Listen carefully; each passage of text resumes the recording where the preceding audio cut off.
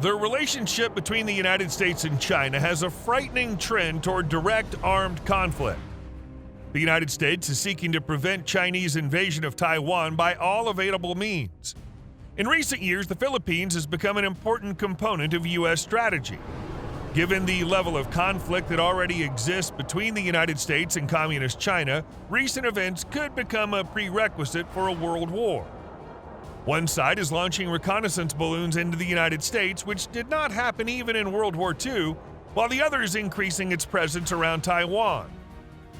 The specifics of U.S. presence in the Philippines are due to the geographical location of the islands.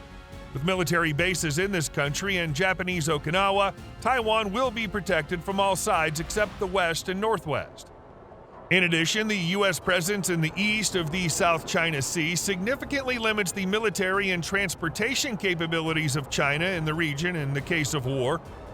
The next challenge to stability in the region will be the joint U.S.-Philippines exercises in 2024. The USS Carl Vinson, also called America's favorite aircraft carrier, is already on patrol in the South China Sea.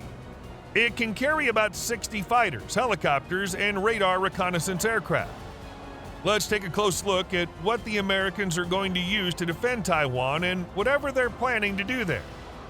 In the meantime, please like this video and subscribe to our channel. It's thanks to you that the YouTube algorithms offer our videos to new viewers, and we're becoming more numerous. Here we go. There are three types of fighters at the USS Vinson: F-35C, F-18 Block II, and Block III. The F-35C is not just any ordinary fifth-generation fighter for $110 million. This is a special version for the U.S. Navy, designed specifically for taking off from an aircraft carrier. It's optimized to withstand catapult launches and carrier landings with larger wings and a stronger landing gear than the F-35B has. It's the best flying aircraft I've had the opportunity to fly. The newer C-Series jet also has an extended range, as its internal tanks can hold as much as 9 tons of jet fuel. Thanks to this, the aircraft can fly 1,380 miles. This is enough for a one-way flight from Manila to Shanghai. However, the fuel consumption is not insignificant. About 171 gallons per hour of operation in normal mode. During combat missions, the consumption can reach a huge 9 tons per hour. The F-35 uses far too much gas. It's lucky if it can hang around for an hour or an hour and a half at most. The maneuverability is laughable. We're not sure about the maneuverability, but the compactness is visible visually. The F-35C has a folding wing, which allows for the deployment of 60 aircraft on the aircraft carrier deck. This aircraft is not lacking in weapons either. It can carry about 10 tons of weapons, which is too much to list in this video. Just believe that there's a lot of it. To deploy the missiles, the aircraft has 10 slots, 2 of which are hidden for use in stealth mode, which will allow the target to be hit unnoticed. Because of stealth, it's designed really to carry the weapons internally. The neighbor of the F-35 on the deck of the giant USS Carl Vinson is the well-known F-18 fighter. The Hornet was the first all-weather fighter and attack aircraft designed for interception and close air support. In the past, you may have needed, a whole strike from a carrier to be able to do that. Now you just do it with one airplane. This unique aircraft was designed to meet the needs of the Navy. Versus an Air Force aircraft, is just look at how beefy the landing gear are on any Navy airplane. The F-A-18EF Super Hornet Block II is the full name of the aircraft, which is quite easy to decipher. F, fighter, A, attack aircraft, EF, single, dual-seat version. Super Hornet directly indicates a significant modernization of the previous version of the F-A-18 Hornet. The Super Hornet is the capability to draw from more advanced technology and then also the stuff that was designed for the Super Hornet backfitted. Block 2 means that the electronic system of the model was updated in the mid-2000s, bringing the capability to detect targets at a distance of up to 93 miles. Since 2005, the U.S. Navy has received a total of 608 such fighters. The Block 2 version includes a radar with an active electronically scanned antenna array, improved sensors and avionics, increased range, and the ability to use an arsenal of precision weapons. The radar can track up to 24 airborne targets and simultaneously control fire on 8 of them. The electronics can simultaneously operate in air-to-air and air-to-ground modes, allowing a 2-man team to combat ground and surface targets. Well, of course, the F-18 has smart technology built into almost all of the weapon systems. Almost all of the hardpoint pylons and launchers are smart technologies.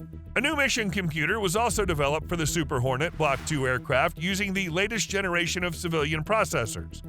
The Type 3 AMC computer was created at General Dynamics. It has significantly increased the design capabilities of the systems of the aircraft. The latest modernization of the aircraft, Block 3, extends its service life and range. It has an infrared search and track function to detect targets at a greater distance without using active radar, as well as improved satellite communications and a new fuselage coating to reduce radar visibility.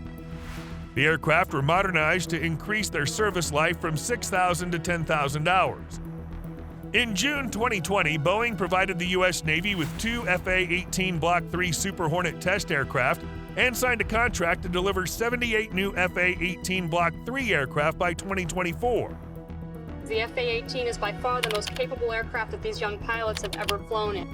But everyone's favorite Osprey, which was actively used in this area, may no longer be able to please us with its presence. The U.S. military has decided to land its fleet of V-22 tilt-rotor. This decision was made a little more than a week after the CV-22 crashed near Yakushima Island, Japan on November 29, 2023, which killed 8 soldiers. In particular, the U.S. Air Force Special Operations Command said that according to preliminary information, the accident could have been caused by equipment failure, but the main cause of the failure is currently unknown.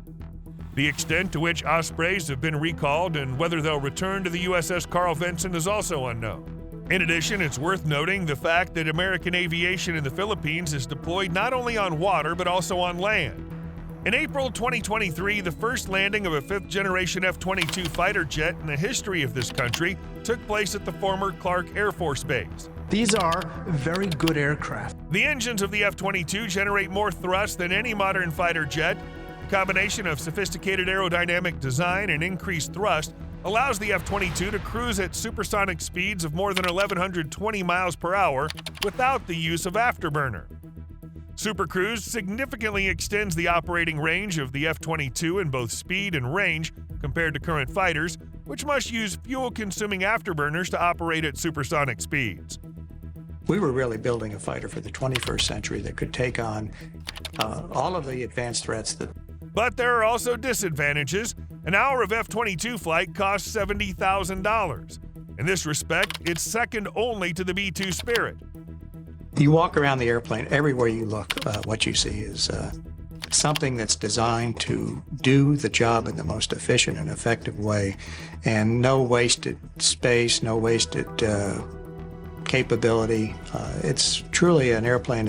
As of the beginning of 2024, it's not known whether these aircraft are still in the Philippines and whether any aircraft are stationed there on land.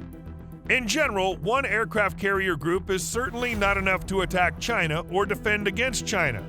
The main task of U.S. troops in the region is to show their presence, like, look, we're right here, don't do anything stupid. Whether it'll work or not's hard to say.